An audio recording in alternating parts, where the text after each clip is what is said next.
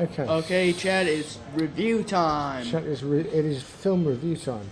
Oliver, give us your thoughts on the film. Okay. The movie was made by another Gen Z YouTuber, like Kane Pixels' Backrooms, but this film, Obsession, somehow disgusted me and disturbed me even more than the Backrooms itself. Oh, really? I think it had to do with like hell and Faust and Pax, and I think the reason why it disgusted me even more and like made me disturbed even more, like made it so scary, was there were only a few clips of it, whereas the Backrooms had like tons of clips of the whole film. So, like, in the back rooms, we're sort of flooded with this liminal space. Yes, Yeah? but But in this one, it's about it's short, sharp shocks. and a short. Yeah, exactly. Yeah. And And then tension.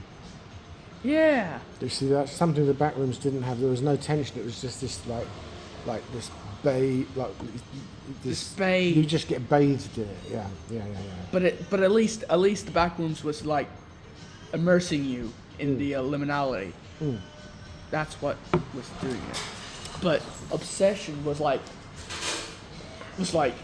only because it was like hitting you. It was thumping you without you knowing it. I don't know anything about these actors. I don't know anything about these people. I'm an old man now, you know. These are kids to me. They're in their like early 20s. But I know they've read Faust, and I suspect one of them has read. I can't remember the book or the paper. No, it was a book. It was Irving Gofmans, and it was about the faces we wear. I'll put the wiki link on when I make this all up. And there's a closeness between what Irving Gofmans did in the 50s with this sociology book on faces and the faces that we wear in everyday life, and a sort of satire that Goethe wrote in Faust at the beginning, where he sort of described the stage and all the people involved, from the manager to the floor cleaners to the actresses, and he sort of satirized each and made them sort of grotesques. And what this girl did was she performed this grotesque character, like this obsessed demon. So, I mean, that was basically it. She was possessed with the demon. That was what it was about. And she did it so well. And they used those quick movements that she did. Mm-hmm. That was from The Exorcist. That was from The Exorcist. And the whole bit about her peeing herself, that was from The Exorcist. And those faces and the unnecessary, and those moments where she pauses just a little bit too long to make it uncomfortable. I don't know, it's probably the director, but I don't know who it was, but whoever's idea it was, very clever, got all the timing right. It was brilliant. Yeah. Did you expect what you? Some of it, no. You didn't expect it to be like that, no. Yeah. So two flawless films. I wouldn't say that. Look, out of the two, I think this one was the better of the two. Yeah. I think there's opinion to be made that both of them are better. Both of them are equally good. Both of them have knocked the shinings out of Hollywood, because they haven't come from Hollywood. Hollywood's been sort of sat on its arse for a couple of years, and that's been very bland and beige, and a little bit too self-congratulatory, and a lot of them are getting old now. And these two films have come out of nowhere. They've come from the YouTube people, and and yeah, they're like, hey, bang, take that, yeah, take that, two strikes in one within a few short months from the YouTube crowd, the last place you'd expect. I don't know how they got funding. I think maybe you and I should. What do you think? No. No. We could do. No. No. No. We could do a Frankenstein film. There's already a Frankenstein film. Well, there's several Frankenstein films. Well, the best take was on Netflix.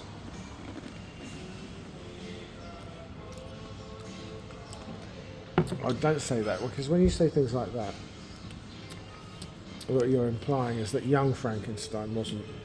Oh man, I mean, yeah, come on. I mean, both Young Frankenstein and 2025's Netflix Frankenstein, both equally good. Okay. But Young Frankenstein's the spoof movie. Now, the I don't know who you define as the main protagonist, him or her. I suppose it's him, because he's the guy that. Bear? No, yeah, Bear. Because he has that Willow the Wish. Oh, yeah. Willow Wish. It's exactly as I told you, wasn't it? Be careful what you wish for. And he Wishing Willow. Wishing Willow, yeah. So he breaks the wish. Do you think? How do you think he played that part? It was. I think the fictional company, Tabby Cat.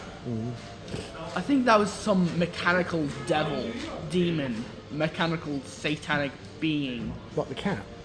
No, the company behind the Willow Wish thing.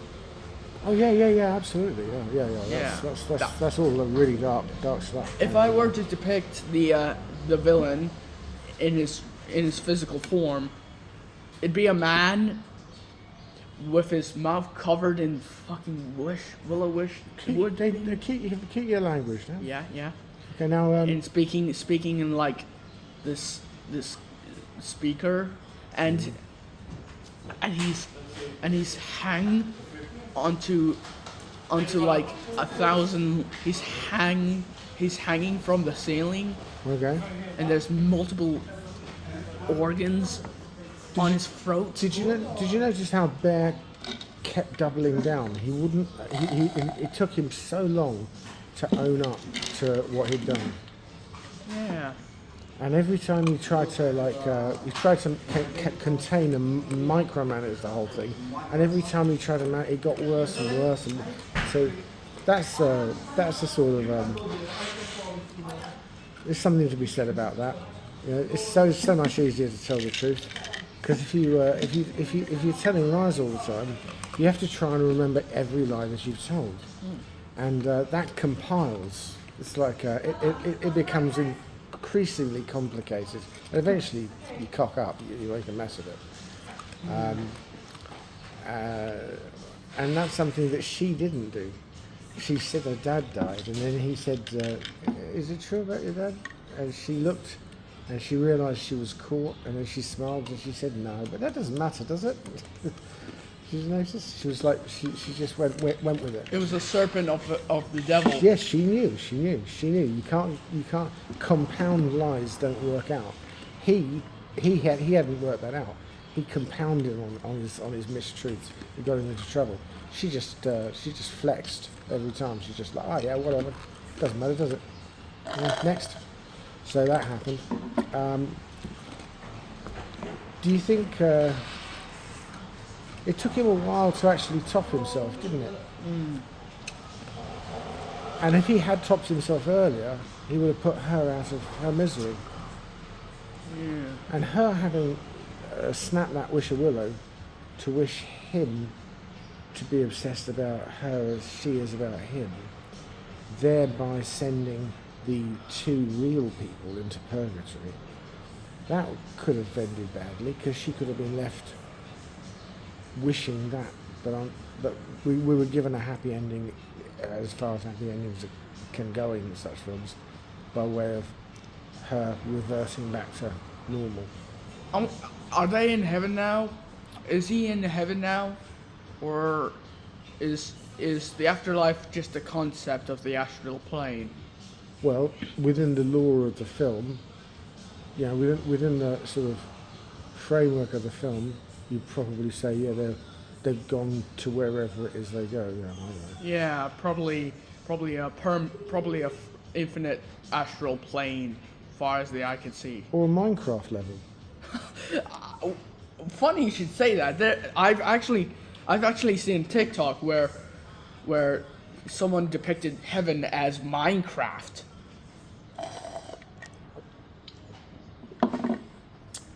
Okay, marks out of 10. Marks out of 10. How would you rate the film out of 10? I'd rate it.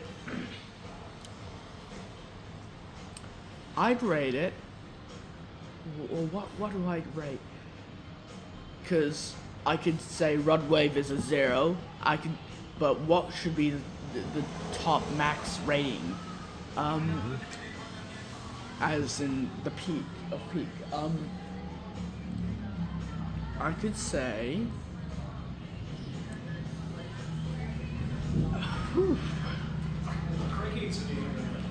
I could say. I could say off game out of 10. Before you give it the mark, actually, remember how we watched American Werewolf in London? Yeah. A couple of days back. Yeah. Notice how the differences in the technique, how Werewolf in London used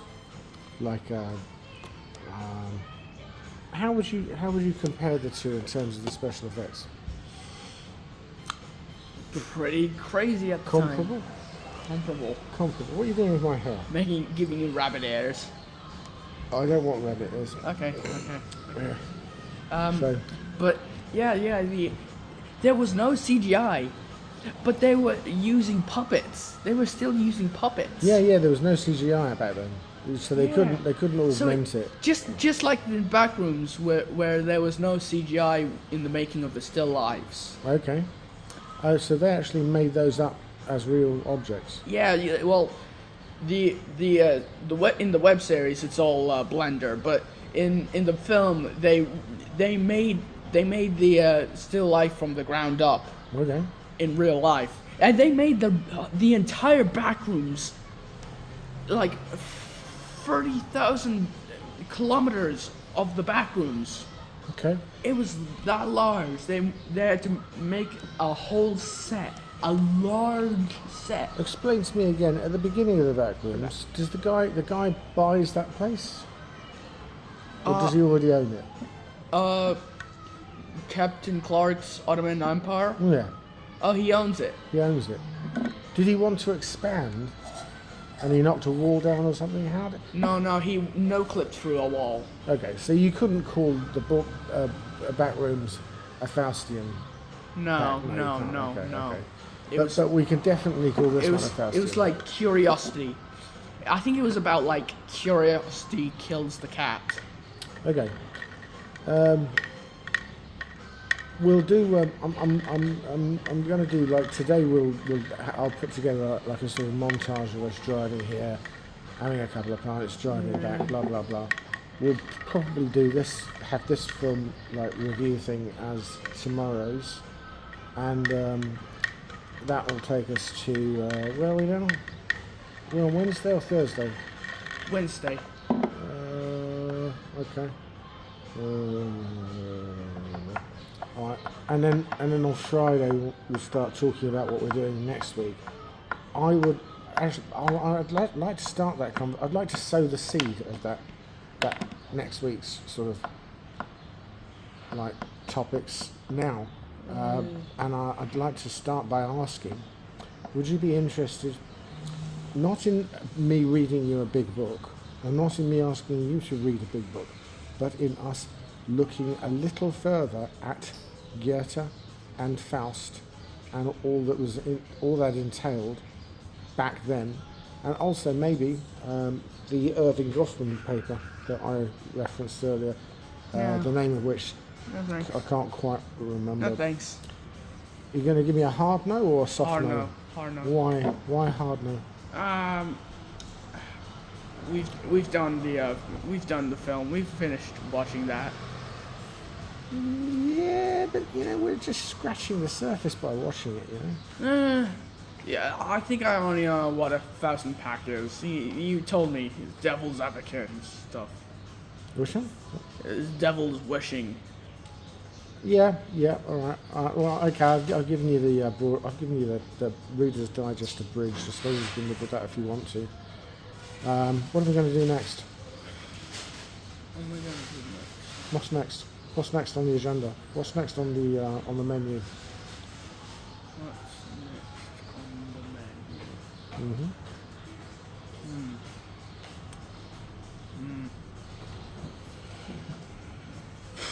Well, I've got an idea. what? Well, these were films that relied upon lore and history. It's like Young Frankenstein, for instance, which we haven't watched recently, but you know it well, relied upon a long history of films. And this one has taken from The Exorcist, it's taken from sociology papers, it's taken from Goethe. What about Snake eating itself. What about if I showed you a film next week that borrowed from nothing? It was produced by a guy who knew nothing about cinematography. It was made with the assistance of a cameraman who told him that he could learn everything there is to learn about cinematography in half a day, and it was a film that went on to become widely known as one of the greatest films ever made. And what is it called? Citizen Kane. Shit. Is it horror? No, it's not horror. It's a satire. It's a satire. It's a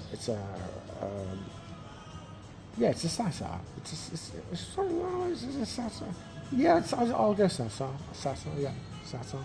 And story. It's a long story, and it's a fantastic film to watch. And there are camera angles and camera views in that film that you will not have ever seen before in your life, because they only ever did it in that. And the reason for that is because, as Orson Welles, who's the guy who put it together, explained, he said some of these camera angles never got done in the past and never got done since, because when people learn how to do cinematography, one of the things, or some of the things that they get taught, are how not to do things. And he was never taught that. And because he was never taught how not to do it, he did it. And because he did it, he managed to do things that shouldn't have been possible.